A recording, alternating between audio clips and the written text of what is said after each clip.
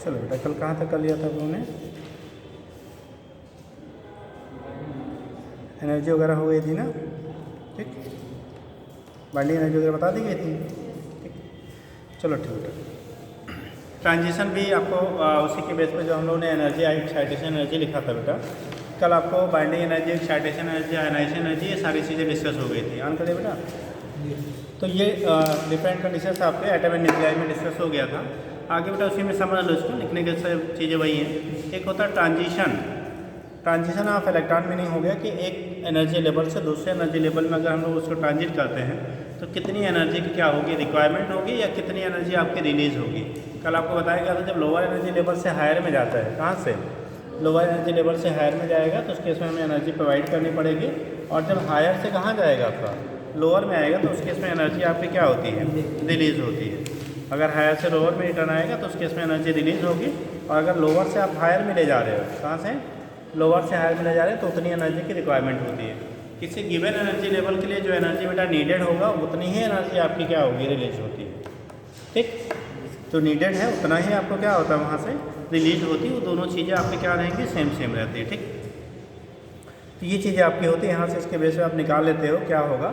अब आगे आता है नंबर ऑफ स्पेक्ट्रल। अगर हम लोग लाइंस की बात करते हैं, नंबर ऑफ स्पेक्ट्रल लाइन्स, एक पॉइंट लिख लीजिएगा, केमिस्ट्री फिजिक्स दोनों में पूछा जाता है बेटा।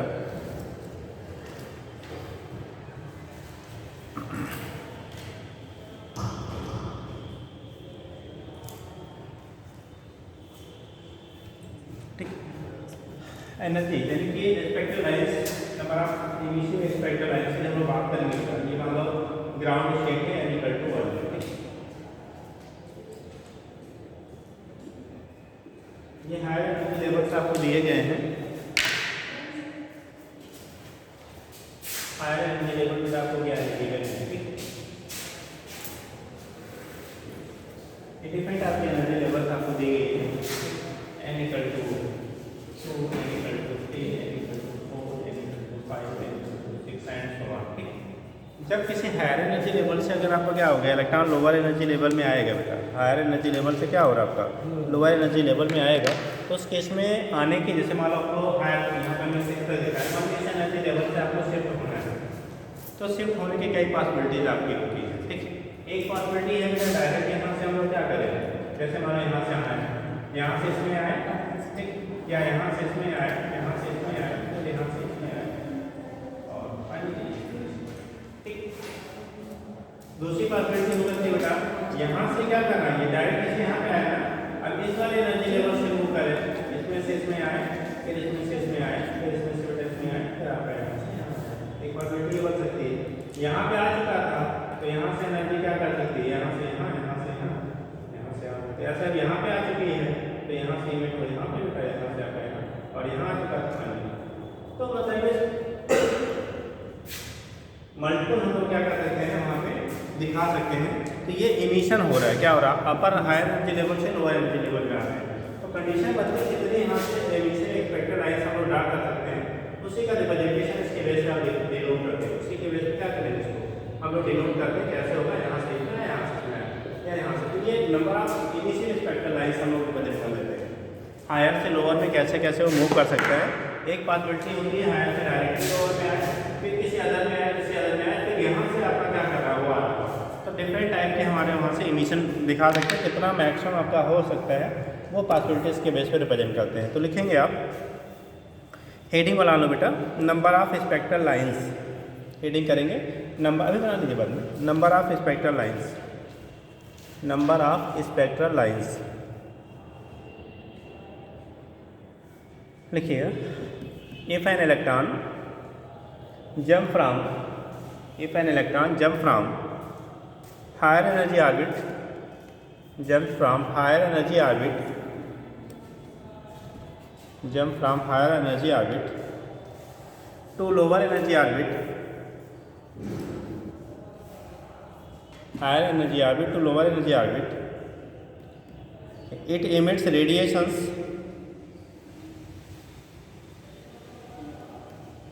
it emits radiations, it emits करके बेटा radiations various spectral lines, with various spectral lines,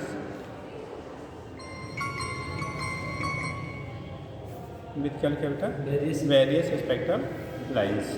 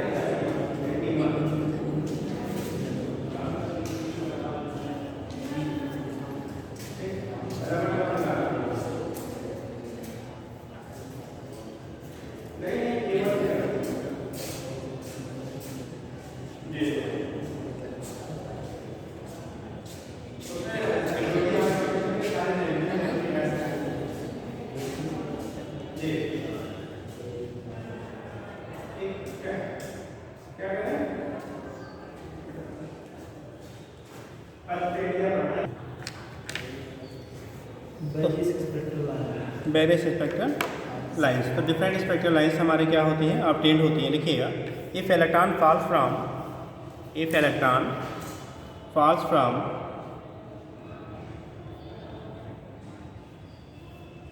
orbit n2, या सेल कह लो, ऑर्बिट कह लो, ऑर्बिट फॉल्स फ्रॉम हायर से लोअर में, falls from orbit n2 to n1 and n2 to n1, then the number of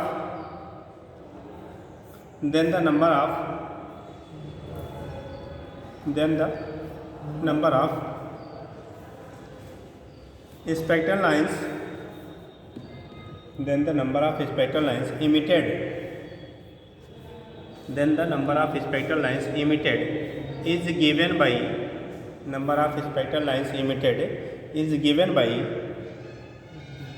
नीचे लिख लीजिए formula, कितने total spectral lines हमारे इमिट होंगे, यानी कि ई बार इमिटेड है बेटा. ठीक, स्पेक्ट्रल लाइंस कितने हमारे इमिट होंगे, तो n number of spectral lines हमारे कितने इमिट होंगे टोटल, इसकी जो वैल्यू आपकी होगी लिखिएगा, एन इक्वल टू, आपने अपर वाला n2 लिया है, लोअर वाला क्या लिया है n1, तो लिखिए n2 माइनस n1 प्लस 1 लिख दें, n2 minus n1 plus 1 into n2 minus n1 upon 2,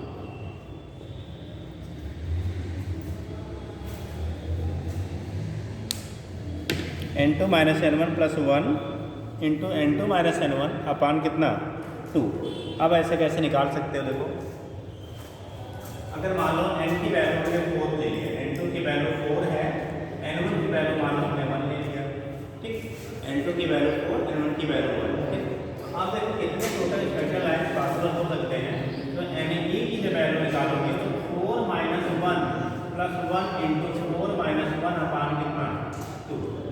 4 minus 1 3, 3 में से 1 जोड़ा हुआ है 4 हो गया, तो 4 इंटू 3 अपॉन 2, 4 3 12 यानी 6 स्पेक्ट्रल लाइंस मिलेंगे. कितने मिलेंगे, 6 स्पेक्ट्रल लाइंस टोटल मिलेंगे. अगर हम लोग कहाँ से मूव करते हैं, 4 से, अगर n2 बराबर आपने लिया 6, n1 की वैल्यू मान लो 1 ले लिया, टोटल स्पेक्ट्रल लाइंस हो जाएगा 6 माइनस 1 प्लस 1, अच्छा जी.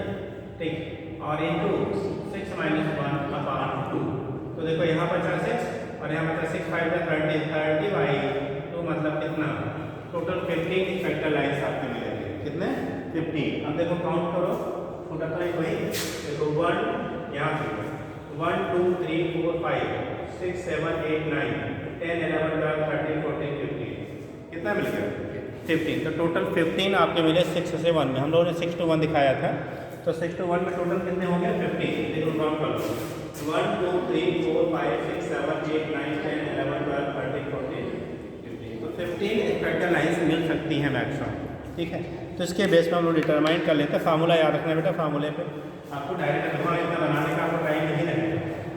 Number of spectral line determine करने के लिए आपको इतना ड्रा करके वहाँ टाइम आपको स्पेस रहेगा तो टाइम लगेगा। सीधे फार्मूले वापस दिए n2 - m1 + 1 × n2 - m1/2। ठीक, अब ध्यान रखना ये होगा कि आप कहाँ से कहाँ आ रहे हैं। जैसे कोई जरूरी नहीं हमेशा 6 से 5 में मोस्ट ऑफ केस में हायर टू लोवेस्ट पूछा जाता है, बट अब 6 to अगर 3 में पूछा जाए तो अलग हो जाएगा, 6 to 2 में पूछा जाएगा तो अलग हो जाएगा। तो किनके बीच में पूछा गया वो चीज़ आप ध्यान रखिएगा। ठीक, अगर हायर बोला तो बेटा हायर बोला तो 6, हायर बोला तो कितने से? नहीं हायर तो जो दिया रहेगा 6, 7, 8 कुछ भी हो सकता है। वो नहीं, लाइमन, बामर, पासर, ब्रैकेट फंड वो अलग है। ठीक है, तो हाइड्रोजन स्पेक्ट्रम के लिए हम लोग बात करते हैं।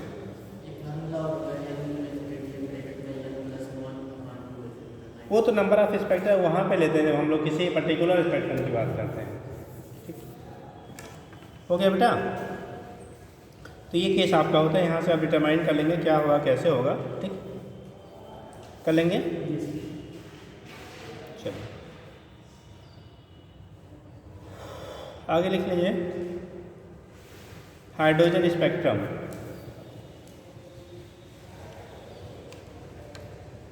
हाइड्रोजन स्पेक्ट्रम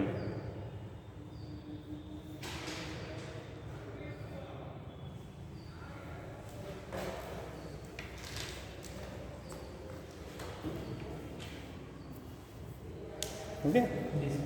तो कोई स्पेक्ट्रम मीन्स क्या होता है, कोई भी अगर सोर्स है कहीं से भी एनर्जी अगर हमारी क्या हो रही है, रिलीज हो रही है।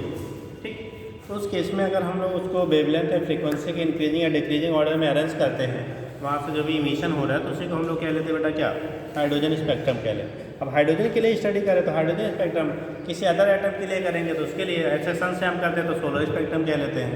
तो डिफरेंट पार्ट से हमारा मिलके बना होता है। तो जो हाइड्रोजन स्पेक्ट्रम होता है बेटा बेसिकली कितने सीरीज में बांटा गया है, लाइमन, पास्चन, ब्रैकेट, हम्फरी।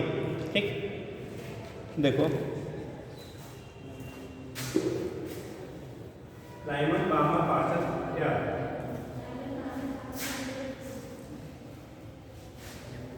यहाँ पे जो स्पेक्ट्रल लाइन्स हम लोग बात करेंगे बेटा। तो हाइड्रोजन स्पेक्ट्रम को जो बात कर रहे हैं तो बात करेंगे ना, हाइड्रोजन स्पेक्ट्रम की जब हम लोग बात करेंगे तो यहाँ पे हमारे जो सीरीज होते हैं Lyman, Lyman series, Balmer series, Lyman, Balmer, Paschen, bracket,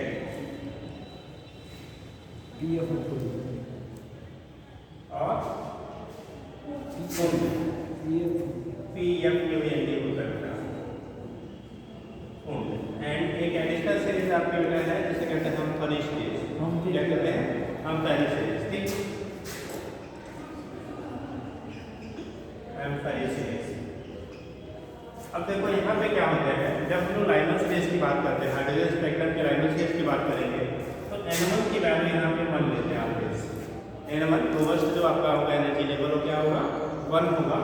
और N2 की जो वैल्यू होती है 2, 3, 4 डाटा कुछ भी हो सकता है, उससे हायर कुछ भी आप ले लेते हैं। ठीक, जब हम लोग बामर की बात करते हैं तो N1 की वैल्यू 2, N2 की value 3, 4, 5 and so on.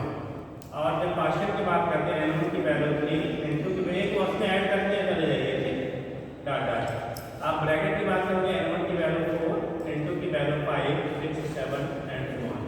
Code की बात करेंगे N1 की वैल्यू 5, N2 की वैल्यू 6, 7, 8 एंड सो ऑन। और हम्फरी की बात करेंगे N1 की वैल्यू 6, N2 की वैल्यू 7, 8, 9 ठीक एंड सो ऑन। एक कंडीशन ये होता है, मतलब N1 जो उसका लोवेस्ट होगा जहाँ से आपका स्टार्ट हो रहा है, जैसे N1 कहेंगे जहाँ से आप हायर में जा सकते हो वो हमारा N2 कहलाएगा। ठीक, लाइमन, बामर, पास्चन, ब्रैकेट, फुंड, हम्फरी। ठीक, ये होता है। तो इस केस में हम लोग यहाँ से दिखा देते हैं बेटा डिफरेंट जो हमारी सीरीज होगी उनका जो वेवलेंथ होता है अलग अलग क्या, स्पेक्ट्रल लाइंस का वो अलग क्या जो हम लोग रिलेट करते हैं 1/λ/r 1/n1² - 1/n2² से ऑब्टेन किया जाता है। तो wavelength of any spectral line, जो वेवलेंथ हम लोग फाइंड करेंगे, wavelength of any spectral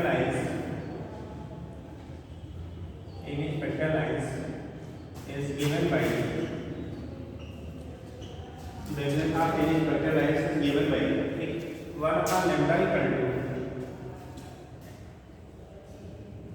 are H R क्या लेते हैं इनका कांस्टेंट होता है बेटा आर को चीजें सीधा 1/n1 स्क्वायर माइनस 1/, ठीक। जेड की वैल्यू चूंकि हाइड्रोजन के लिए बात करें तो हमेशा 1 ही रहता है, तो इसलिए क्या होता है आर जेड की जगह जेड की वैल्यू ऑलवेज हाइड्रोजन की जब बात करेंगे तो 1 हो जाएगा, तो 1/n1 square minus 1/n2 square. n1 जो है लोअर एनर्जी लेवल है और n2 जो है उसका हायर एनर्जी लेवल है, तो इसके बेस पे हम लोग वेवलेंथ की जो वैल्यू आपकी होती है वो डिटरमाइन कर लेते हैं, ठीक।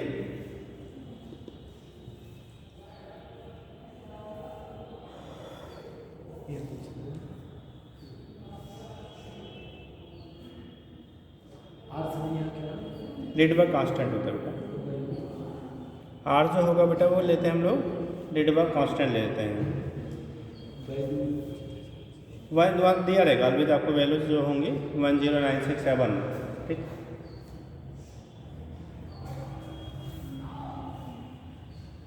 एक 109,678 अब एग्जैक्ट देख लेना, ठीक।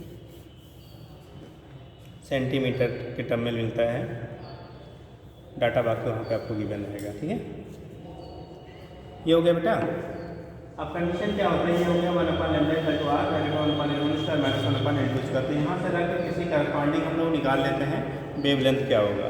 कंडीशन बनता है कि अगर मैक्सिमम वेवलेंथ आपको ऑब्टेन करना है, मैक्सिमम वेवलेंथ चाहिए, तो उसके लिए क्या रिलेशन होगा, और जब हम लोग मिनिमम लेते हैं तो क्या रिलेशन आता है, तो नीचे लिख लीजिएगा फॉर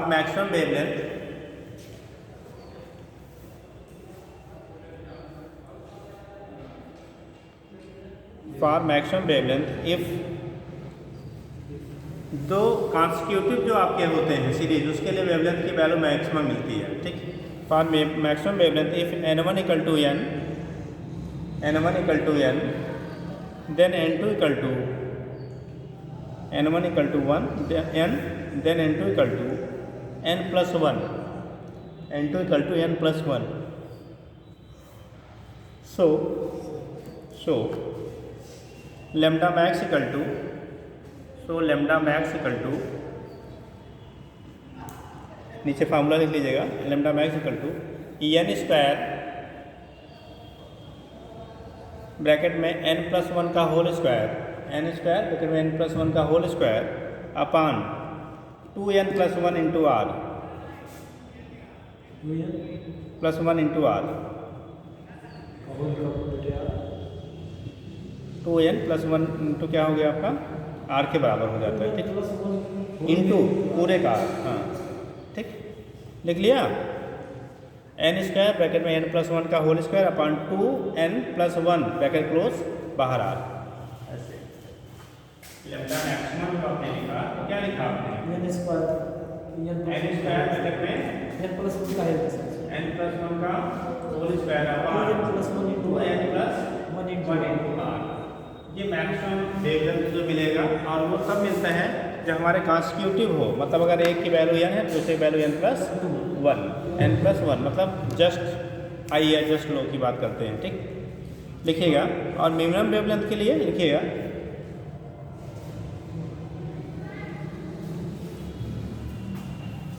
अगर मिनिमम वेवलेंथ निकालना है तो लिखिएगा for minimum wavelength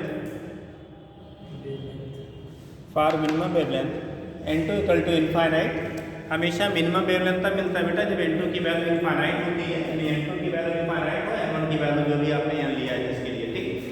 for minimum wavelength lambda minimum n2 की वैल्यू इनफाइनाइट होना चाहिए, कितना होना चाहिए n2 बिल्कुल इनफाइनाइट एंड n2 की वैल्यू आप यहाँ देखें, ठीक। अब n1 की वैल्यू यार मतलब कुछ भी जो भी वहाँ दिया रहेगा तो लिखिए इसके मिनिमम वेवलेंथ आता है n स्क्वायर बाई आर, जो भी रहेगा उसके लिए हम लोग लिखते हैं लैम्डा मिनिमम की जो वैल्यू आएगी n स्क्वायर बाई आर के बराबर हो जाता है बेटा।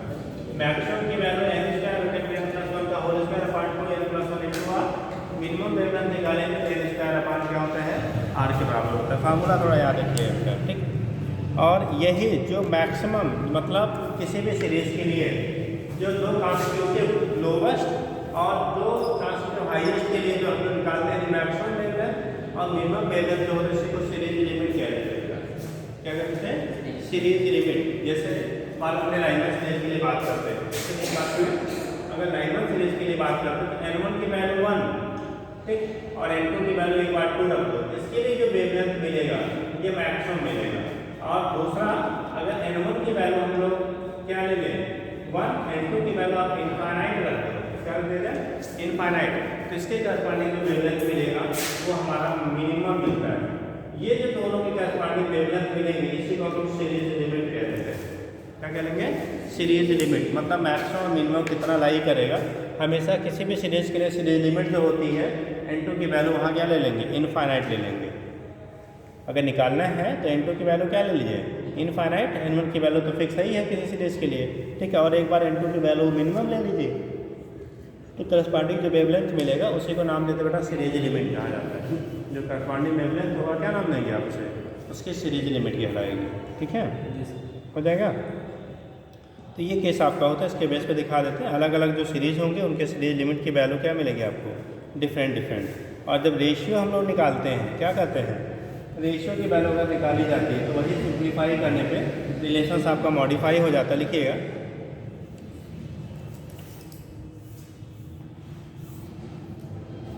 क्वांटम नंबर आपने पढ़ रखा है, ठीक, तो फिर उसको बताने की दोबारा ज़रूरत नहीं है। बाकी इतना चीज़ आप याद रखिएगा, ये नोट कर लिया सीरीज, नोट कर लिए, यहाँ पे नोट कर लीजिए, बाकी और यहाँ नहीं पूछा जाना है कुछ। एक चीज़ और समझ लीजिए, जो हमारा लाइमन सीरीज होता है वहीं जहाँ बनाया है डायग्राम वहीं लिख लीजिएगा।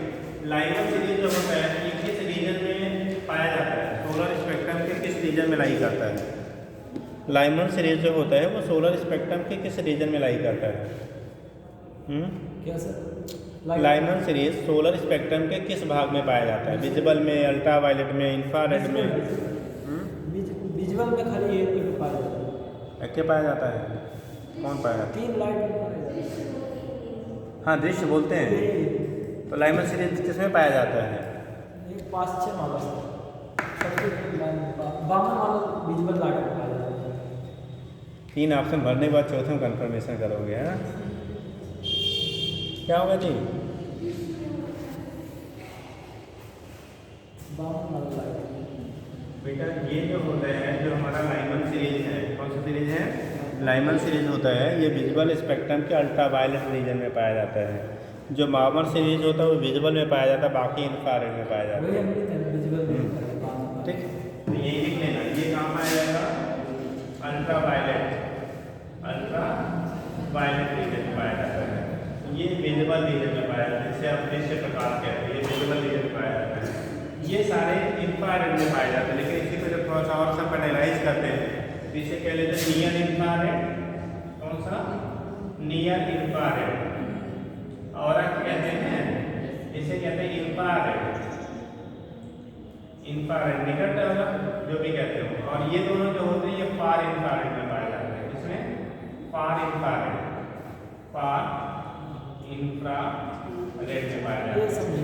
तो ultraviolet, visual, near infrared, infrared and far infrared, इन तीनों को मिला के कॉमनली हम लोग कह लेते हैं क्या, इंफ्रारेड। अगर अलग नहीं दिया जाएगा तो वहाँ पे क्या बोलेंगे उसे, इंफ्रारेड रीजन बोल लेते हैं, ठीक। तो ये सोलर स्पेक्ट्रम के इंफ्रारेड रीजन में पाए जाते हैं। पहला आपका अल्ट्रावायलेट में है लाइमन, और बामर सीरीज जो होता है विजुअल रीजन में पाया जाता है, यानी कि बामर सीरीज का जो वेवलेंथ होता है, ठीक है, करस्पॉन्डिंग वेवलेंथ वो विजुअल सीरीज के बीच में पाया जाता है, ठीक। तो क्वांटम नंबर ऑलरेडी पढ़ चुके हैं, इलेक्ट्रॉनिक कॉन्फ़िगरेशन आप और रूल वगैरह पढ़े हैं, चलिए, नहीं अभी नहीं खत्म हुआ, अभी तो क्वेश्चन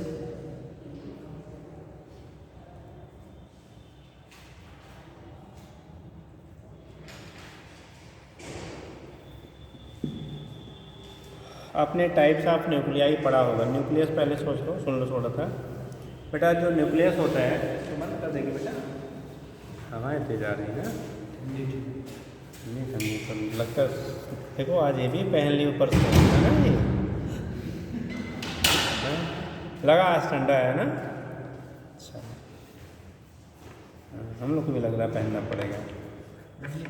चलो देखो बेटा, तो कंडीशन क्या हो गया आपका, कि जो न्यूक्लियस होता है, न्यूक्लियस में आपको क्या पाए जाते हैं, खड़े हो जाए बेटा, न्यूक्लियस में क्या क्या मिलता है, क्या प्रेजेंट होता है, नाभिक जो होता है किसी परमाणु का, उसमें क्या चीज़ें पाई जाती हैं,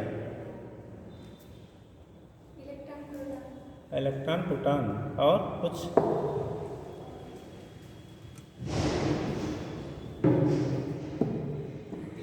और भी कुछ की, बस इतना ही।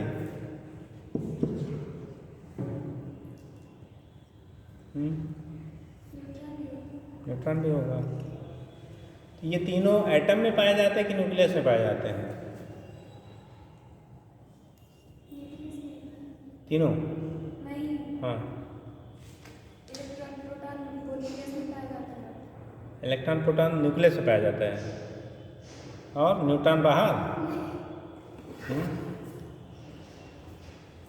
थोड़ा याद किया करिएगा, अगर इलेक्ट्रॉन प्रोटॉन न्यूक्लियस में रहेगा तो न्यूट्रलाइज नहीं कर जाएगा, और जब न्यूट्रलाइज कर जाएगा तो उसका एग्जिस्टेंस नहीं खत्म हो जाएगा। अभी कल ही आपको क्या परसों बताया गया था सारे मॉडल, है ना? अच्छा, परसों नहीं आया था, तो इलाहाबाद में पढ़ी थी बेटा कि वहाँ भी गायब हो गया था, पता नहीं है ना? हाँ जी, आप बता दो न्यूक्लियस में क्या क्या पाया जाता है? इलेक्ट्रॉन। तुम लोग को केमिस्ट्री का नोबेल प्राइज मिलेगा इस बार, 24 वाला तो डिसाइड हो चुका है, थोड़ा न्यूट्रॉन पाया जाता है। हाँ जी, ये सही बता रही है, हाँ ये सही बता रही है, एकदम सही है ना? इलेक्ट्रॉन पाया जाता है, हाँ, प्रोटॉन न्यूट्रॉन, तो ये प्रोटॉन न्यूट्रॉन पाया जाता है। तो अपने बाद में कहा क्या मिलता है, जो नाभिक होता है उसके अंदर न्यूट्रॉन और प्रोटॉन होते हैं, और इलेक्ट्रॉन जो होता है वो एटम के अंदर, मतलब एटम में पाया जाएगा। चलो, इलेक्ट्रॉन न्यूक्लियस के सराउंडिंग ऑर्बिट में क्या करता है, चक्कर लगाता है। अगर न्यूक्लियस में गया तो उसकी कहानी, ठीक। तो जो आपके एटम के अंदर बेटा क्या है,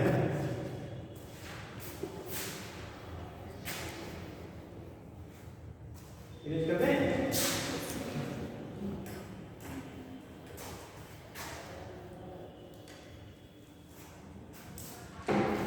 लिखेंगे, टाइम कम है, बता दें क्या पूछा जाएगा क्वेश्चन में, इसी के बेस पे, सीरीज के बेस पे, ठीक।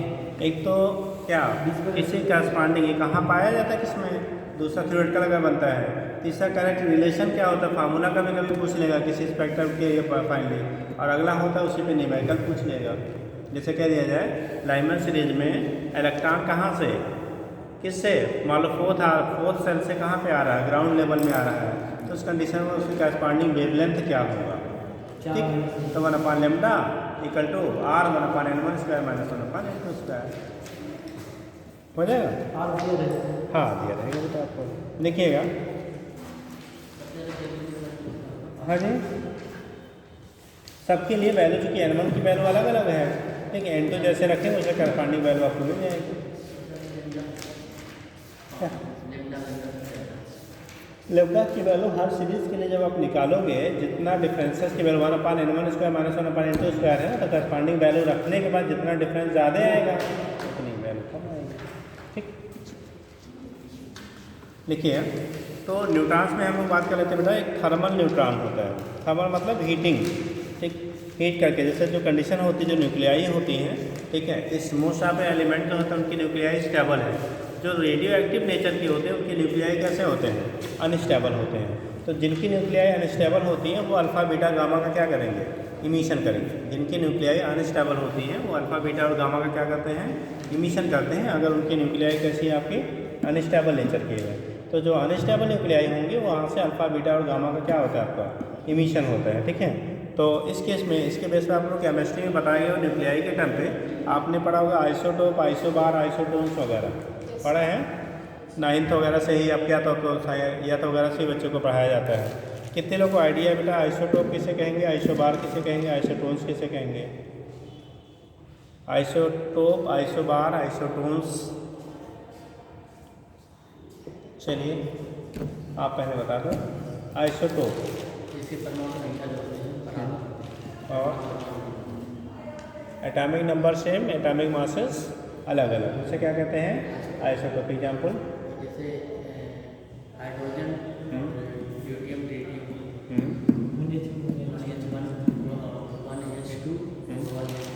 और कार्बन जी कार्बन से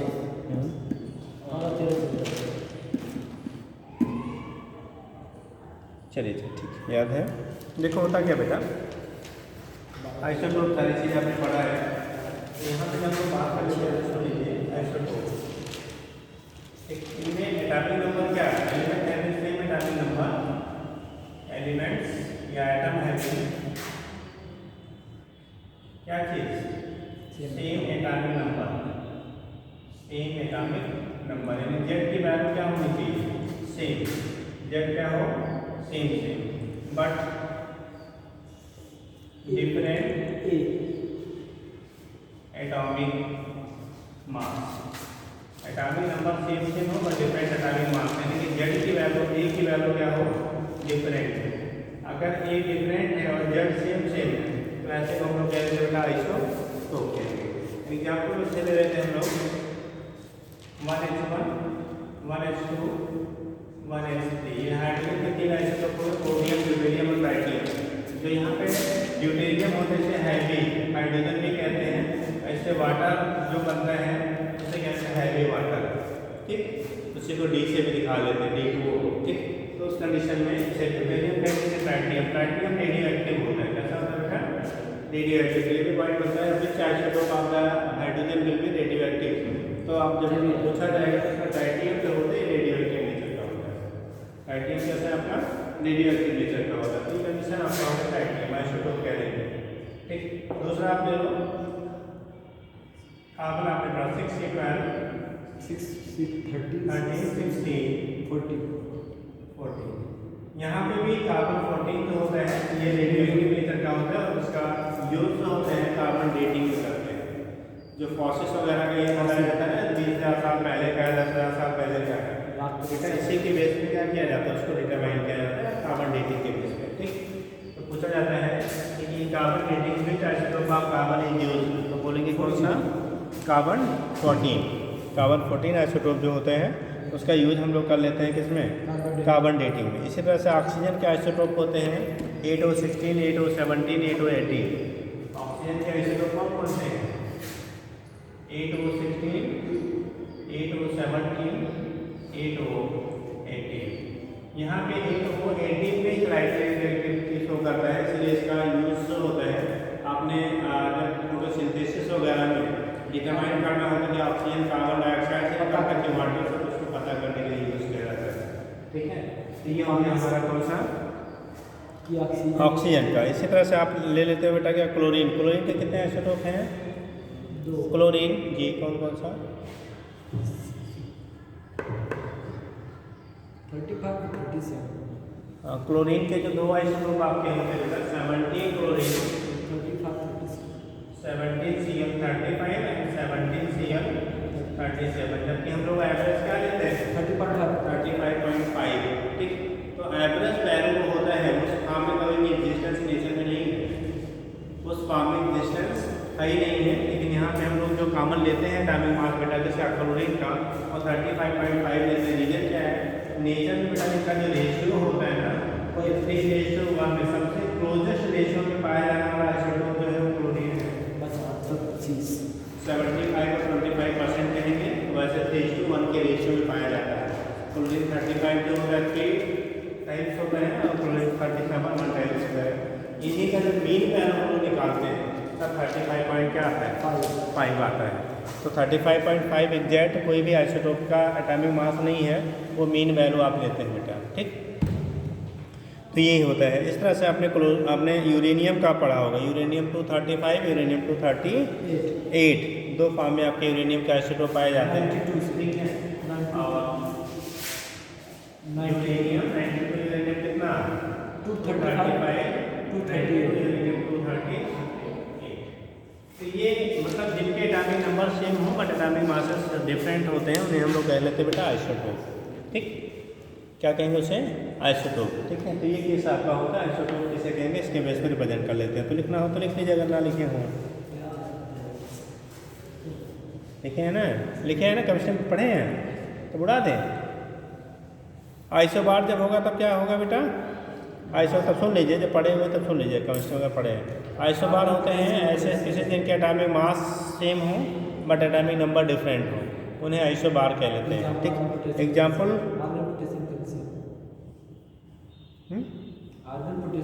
आर्गन, अरे तो उसका बताओ। 18 आर्गन 40, ठीक है, 19 पोटेशियम 40 और 20 कैल्शियम 40। ठीक, तो ये जिनके एटॉमिक मासेस सेम सेम होते हैं, एटॉमिक नंबर कैसे होते हैं? डिफरेंट होते हैं, उसे आइसोबार कहते हैं। तो आइसोबार की जगह हम लिखते हैं बेटा जेड की वैल्यू डिफरेंट। जेड क्या होगा? डिफरेंट होगा, लेकिन ए की वैल्यू सेम होता है। जैसे यहाँ ए क्या होता था? जेड सेम होता था, ये डिफरेंट। यहाँ पे जेड डिफरेंट और ए सेम। एग्जाम्पल में 1H3 2He3 6C13 7M का भी 13 आइसोटोप पाया जाता है।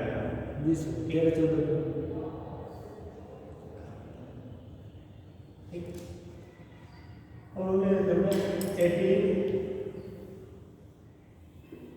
Argon 40 90 potassium 40 20 calcium 40। ठीक, इस तरह से जो आपके होते हैं उन्हें हम लोग क्या कह लेते हैं? आइसो बार कहेंगे, जिनके एटॉमिक मासेस सेम सेम हो बट एटॉमिक नंबर की वैल्यू कैसी हो? डिफरेंट हो। ठीक, तो उसे क्या कहेंगे आप? आइसो बार्स कह लेते हैं। तो आइसो बार्स आर दो स्पीशीज हैविंग सेम क्या चीज़ सेम होना चाहिए? Atomic mass but different atomic number. तो इसके बेस पे आपका यहाँ से रिप्रेजेंटेशन हो जाता है। आइसोबार किसे कहेंगे वहाँ से डिनोट कर लेते हैं।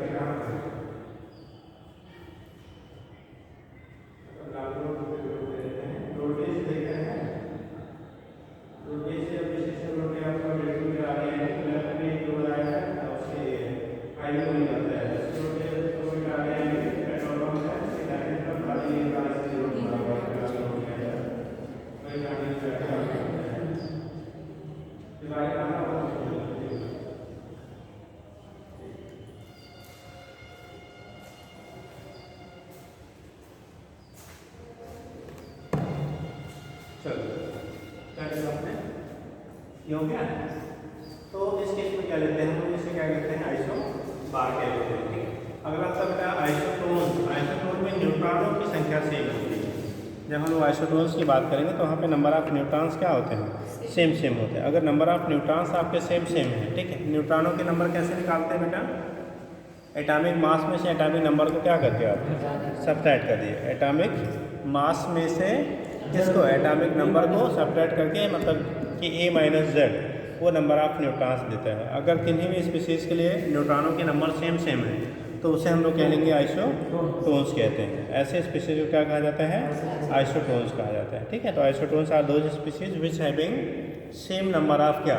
न्यूट्रॉन्स। मतलब A माइनस जेड की वैल्यू जिनके लिए क्या होती है?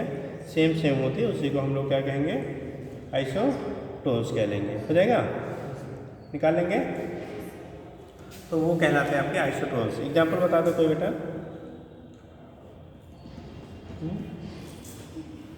आइसोटोन्स से जब लोग बात करते हैं 32 सल्फर और आइसोटोन्स, ठीक, तो उस कंडीशन में A माइनस जेड इसकी वैल्यू सेम होती है। Atomic mass minus atomic number की वैल्यू का सेम है। न्यूट्रॉनों के नंबर जिनकी वैल्यू न्यूट्रॉन्स क्या होंगे बेटा? दोनों काम लेते हैं आइसोटोन्स, फास्फोरस ठीक है। आइसोटोन्स होने के आएंगे जिनमें नंबर ऑफ न्यूट्रॉन्स की वैल्यू क्या होगी, सेम सेम है, इक्वल है, तो उसे कब क्या देंगे आप, आइसोटोन्स कह देंगे। अब कंडीशन में a माइनस जेड की वैल्यू सेम है बेटा, ठीक, a माइनस क्या है, जेड की वैल्यू आपकी सेम सेम है। तो यहाँ से जब रिप्रेजेंट आप करोगे, इसके बेस पे जब आप रिप्रेजेंट करेंगे, कंडीशन का मतलब है a एटॉमिक क्या है, ये क्या है, एटॉमिक मास है, जेड क्या है, एटॉमिक नंबर है। जैसे आप ले लो 1h3,2He4, 3 में से 1 माइनस करोगे तो 2, 4 में से 2 माइनस करेंगे तो 2, सेम सेम हो गया। तो इसे क्या कहेंगे, आइसोटोन पेयर कहेंगे। आपने लिखा है 6C13 7N14, 13 में से 6 लिया तो 7, 14 में से 7 लिया तो 7 हो गया, ठीक। मतलब दोनों का a माइनस जेड क्या होना चाहिए, सेम सेम होना चाहिए।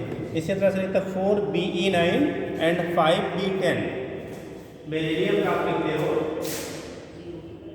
4 बेरिलियम 9 एंड 5 बोरान 10, 10 में से आप 5 माइनस करोगे तो 5, 9 में से 4 माइनस करेंगे तो 5, ठीक। फास्फोरस तो ये कंडीशन आपका हो गया, यहाँ से निकाल लेते हैं।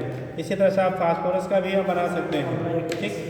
आप नाइट्रोजन के लिए लीजिए, नाइट्रोजन के जो हमारे आइसोटोप होते हैं क्या 6C13 7N14 और 18 क्या 8 वो 18 कर लीजिए, ठीक। तो यहाँ से जो कंडीशन हो गया, जैसे 6C13 7N14, 6C13 7N14 किया तो 7 7 का दोनों में 7 7 मिल गया। ऑक्सीजन का किसके साथ मिल जाएगा बेटा, 8O18 वाला जो आइसोटोप है, 8O18 एंड 9F19, देखो 8O18 आइसोटोपिक फॉर्म में जो है, ठीक। और 9F19, 18 में से 9 घटाओगे तो 10, 19 में से 9 घटाएंगे तो 10। तो यानी कि जो a माइनस जेड है वो क्या होना चाहिए आपका, सेम सेम। अगर a माइनस जेड की वैल्यू सेम सेम है तो उस केस में दैट मीन्स न्यूट्रॉनों के नंबर सेम है, तो उसी को आइसो क्या कह लेंगे, टोन्स कह लेंगे, हो जाएगा। एक टर्म आता है मिरर न्यूक्लियाई, शायद ये नहीं पढ़े होंगे, लिख लीजिए। मिरर न्यूक्लियाई केमिस्ट्री में नहीं है।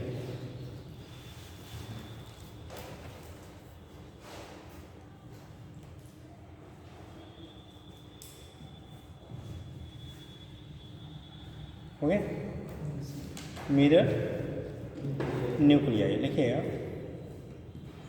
इसमें न्यूक्लियाई हैविंग, शार्ट में लिखना चाहेंगे तो लिख लीजिएगा, ठीक। Nuclei having same mass number,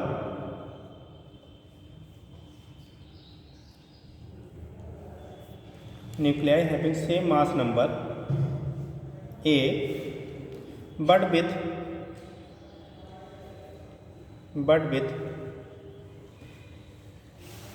proton number Z, but with proton number Z are different,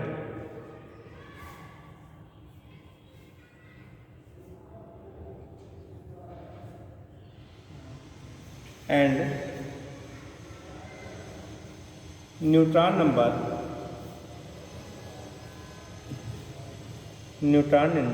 interchanged,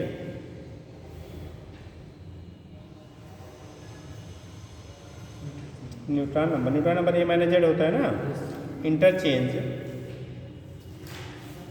are called mirror nuclei.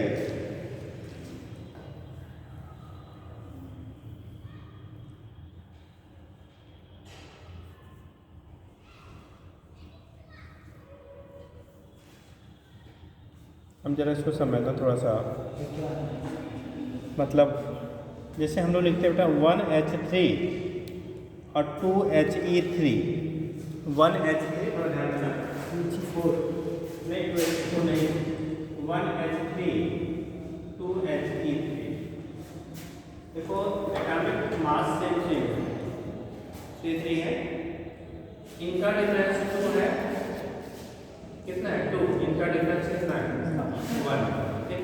Neutron से डिफरेंट है, a माइनस जेड करेंगे तो यहाँ 2, यहाँ पे a माइनस जेड करेंगे तो 1, इनका a माइनस जेड यहाँ पे, इनका a minus Z,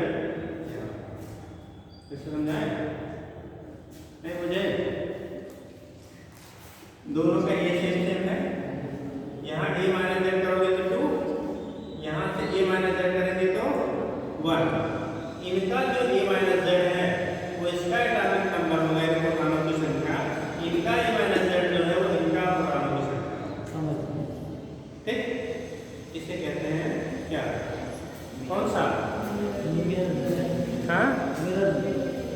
mirror nuclei कहते हैं। मतलब दोनों के जो A माइनस जेड है आपस में इंटरचेंज हो, लिखा है ना लास्ट में इंटरचेंज, हुज एटॉमिक नंबर क्या डिफर बाय वन है, कार्ड क्या इंटरचेंज, यानी कि उनका जब इंटरचेंज करते हैं तो दूसरा मिल जाए। ऐसे एक और एग्जाम्पल ले लो, 3Li7 4Be7, 3 यहाँ पे देखो एक एग्जाम्पल ये कर लीजिए,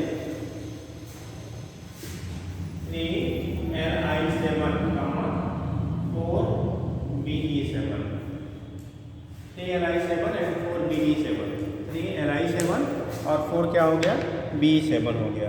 तो ये हो गया हमारा क्या मिरर न्यूक्लियाई। यहाँ भी देखो कैसे हो रहा है, अगर हम लोग दोनों के एटॉमिक मासेस क्या है 7 है, दोनों के एटॉमिक मासेस कैसे हैं 7, तो इनका भी एटॉमिक मास 7 है और इनका भी एटॉमिक मास हमारा कैसा है 7, बोथ के एटॉमिक मासेस कैसे हो गए यहाँ पे इक्वल हो गए। अब दोनों के एटॉमिक मास अगर 7 हो रहे हैं, दोनों के एटॉमिक मासेस कैसे हैं यहाँ पे 7 है, तो उस केस में अब इनका डिफरेंस 7 - 3 4, 7 - 4 3, तो 3 इसका एटॉमिक नंबर 4 इसका एटॉमिक नंबर, ये भी होना चाहिए तभी माने ठीक। जैसे यहाँ 2 - 1 3 - 1 2, 2 इसका एटॉमिक नंबर हो गया, 3 - 2 1 इसका एटॉमिक नंबर हो गया ठीक।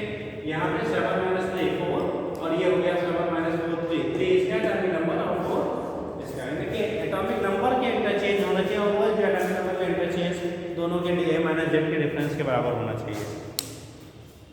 हो गया भैया, देखो तो ये तो कंडीशन आपका होता है, इसी को हम लोग मिरर न्यूक्लियाई कहते हैं ठीक है। थोड़ा रेयर है, कम पाया जाता है ठीक, तो ध्यान रखेंगे। अगला लिखेंगे, सब ने पढ़ा होगा साइज ऑफ न्यूक्लियाई, रेडियस जो न्यूक्लियस की होती है अप्रॉक्सीमेटली 10⁻⁻15 मीटर के रेंज का हम लोग लेते हैं ठीक। रेडियस जो लेते हैं वो 10⁻15 मीटर के रेंज का ही जनरल एक रेंज लिया जाता है ठीक।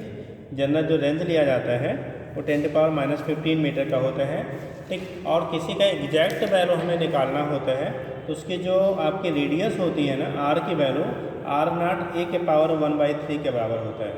मतलब किसी भी एलिमेंट का रेडियस, जैसे हाइड्रोजन है, मान लो आपने क्या क्लोरीन ले लिया ठीक है, आपने क्या ले लिया लेड ले लिया, मतलब एलिमेंट चेंज हो रहा है ना, तो जब एलिमेंट बेटा चेंज आप करोगे तो उसकी रेडियाई में न्यूक्लियाई रेडियाई में भी स्लाइटली क्या आती है चेंजेस आती है, स्लाइटली क्या आता है आपका चेंजेस आता है। और जो रेडियाई होगी इसका मतलब स्मॉलर जो न्यूक्लियाई होगा उनका स्लाइटली लेस और जो लार्जर न्यूक्लियाई होंगे उनके स्लाइटली ग्रेटर। लेकिन जो जनरल हम लोग रेंज पढ़ते हैं ना कि न्यूक्लियस की जो रेडियस होती है बेटा उसका रेंज 10⁻⁻15 मीटर होता है। एक वो जनरल रेंज हम लोग पढ़ते हैं कि उसके पावर के रेंज में पाया जाएगा, बट अगर न्यूक्लियाई हम कैलकुलेट करते हैं तो जो न्यूक्लियाई की वैल्यू होगी वो डिफरेंट होगी।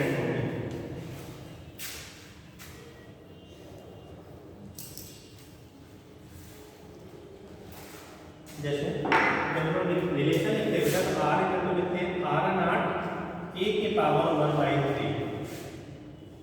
यहाँ पे जो R0 होता है बेटा ना R0 ये मीन वैल्यू हम लोग जो लेते हैं इसकी वैल्यू लगभग 1.2 × 10⁻15 मीटर लेते हैं। A एटॉमिक मास है, क्या है आपका A एटॉमिक मास है ठीक। तो उस कंडीशन में क्या होता है यहाँ से वैल्यू रख के डिटरमाइन किया जाता है ठीक। तो उससे रेडियस क्या होगा, अगर मान लीजिए 2⁻1/3 दे दिए तो इसको सॉल्व नहीं कर पा रहे, सिंपली इसीलिए जनरल रेंज लिया जाता है ना, 10⁻15 रेंज जो होता है वो जनरल रेंज लिया जाता है। अब जैसे हायर एलिमेंट कर देंगे तो हायर एलिमेंट का एटॉमिक नंबर ज़्यादा होगा तो उसमें स्लाइडली जो आपकी क्या होती है रेडियस होगी न्यूक्लियस की वो स्लाइडली इंक्रीज करती है ठीक। और वो पावर 1/3 के क्यूब रूट के तो बहुत ज़्यादा इंक्रीजमेंट नहीं होता है। जैसे मान लो 27 को वाटर ले लिया आपने, अब 27 है तो उसका क्यूब रूट करेंगे तो कितना आएगा 3 ठीक। 64 है तो क्यूब रूट करेंगे तो कितना आ जाएगा 4 ठीक। तो उस कंडीशन में क्या होता है वहाँ से वैल्यू रख के इसके बेस पे यहाँ से हम लोग क्या करते हैं डिटरमाइन करते हैं कि रेडियस की वैल्यू अप्रॉक्सीमेटली कितना आपका होगा ठीक है। तो याद रखिए किसी भी न्यूक्लियाई का जब रेडियस हम लोग डिटरमाइन करते हैं तो इसके बेस पे डिटर्मिनेशन आपका हो जाता है ठीक। हो जाएगा बेटा।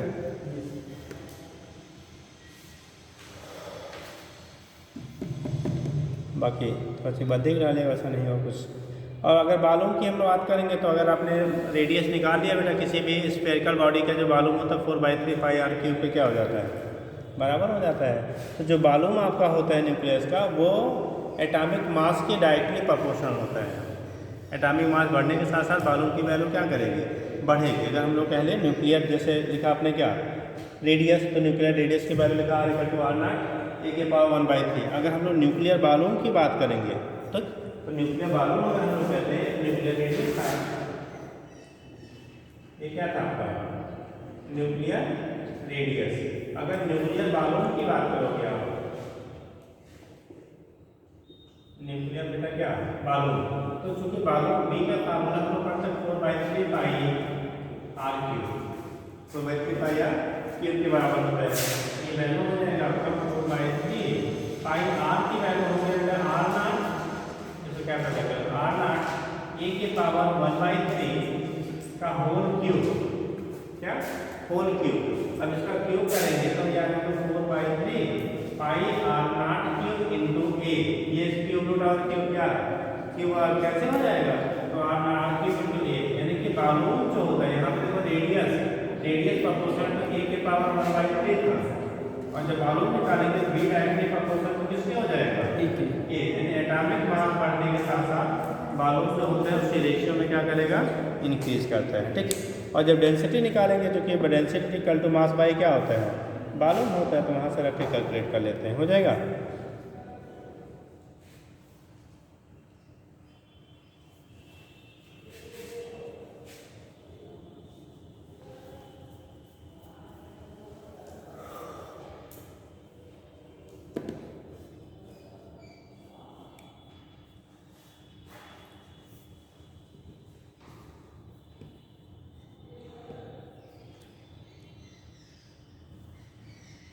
तो पहले पे एनिमेशन वगैरह बनता था तो हटा दिया गया सारी चीज़ें।